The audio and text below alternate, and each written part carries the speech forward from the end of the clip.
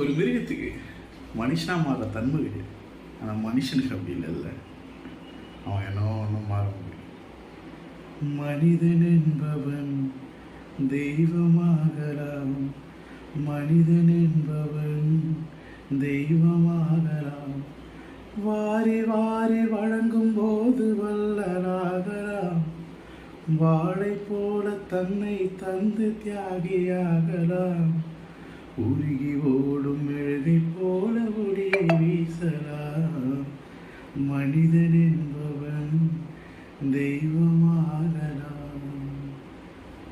மனம் இருந்தால் பறவை கூட்டில் மான்கள் வாழலாம். வழி இருந்தால் கடுகு கூட மலையை காணலாம். மனம் இருந்தால் பறவை கூட்டில் மான்கள் வாழலாம். வழி இருந்தால் கடுகு கூட மலையை காணலாம். யாருக்கென்று அழுத போதும் தலைவனாகலாம். மனம் மனம் அது கோவிலாகலாம்.